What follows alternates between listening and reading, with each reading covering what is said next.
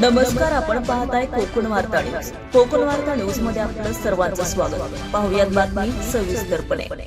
महाड तालुक्यातील 19 वर्षीय सुहेल शेख हा 5 जुलै रोजी मित्रासोबत धबधब्यावर गेल्यानंतर बेपत्ता झाला. या घटनेला आता 7 दिवस उलटूनही सुहेलचा अद्याप शोध लागलेला नाही. या पार्श्वभूमीवर आयोजित पत्रकार परिषदेत शोध मोहीम आणि प्रशासनाच्या कार्यपद्धतीवर गंभीर प्रश्न उपस्थित करण्यात आलाय. पत्रकार परिषदेत बोलताना NDRF आणि संबंधित यंत्रणांशी शोधकार्यात अपेक्षित तत्परता दाखवली नसल्याचा आरोप करण्यात आला. सुहेल हा गरीब कुटुंबातील विधवा महिलेचा एकुलता एक आधार असून त्याच्या शोधासाठी सर्व उपलब्ध यंत्रणा प्रभावीपणे वापरण्यात याव्यात अशी मागणी करण्यात आली.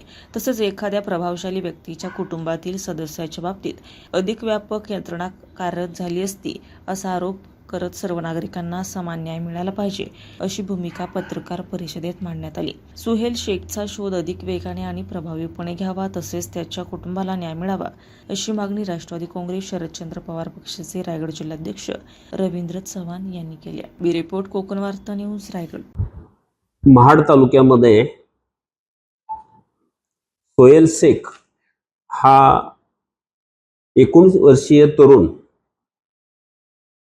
5 तारखेला मित्रांबरोबर धबधब्यावरती गेला होता असं कानावर आलं आणि त्यानंतर तो मिसिंग झालाय. या घटनेला 7 दिवस झालेत.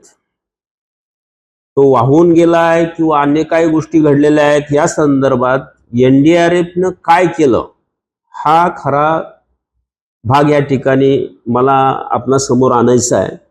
कारण NDRFचं काम आहे की रेस्क्यू करणं, आणि मग जर त्या ठिकाणी रायगड जिल्ह्याची NDRF ही कंप्लीट फेल ठरलेली आहे. जर या ठिकाणी एखाद्या मंत्र्याचा किंवा मोठ्या श्रीमंत उद्योगपतीचा मुलगा गेला असता तर मला असं वाटतं त्याच्या शोधकामासाठी या ठिकाणी हेलिकॉप्टर देखील फिरले असते. परंतु या ठिकाणी एक गरीब विधवा असणाऱ्या महिलेचा हा एकुलता एक आधार हा गेलेला आहे, गरीब कुटुंबाचा मुलगा आहे.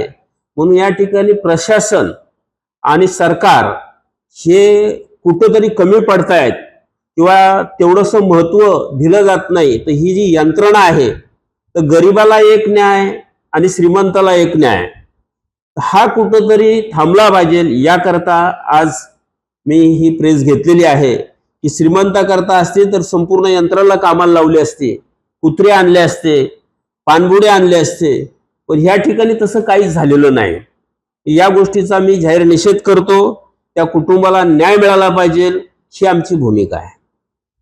ताज्या बातम्या आणि नवनवीन घडामोडी पाहण्यासाठी आजच आमच्या कोकण वार्ता न्यूज चॅनलला लाईक करा, सबस्क्राईब करा आणि बेल आयकॉन प्रेस करा आणि पाहत रहा कोकण वार्ता न्यूज.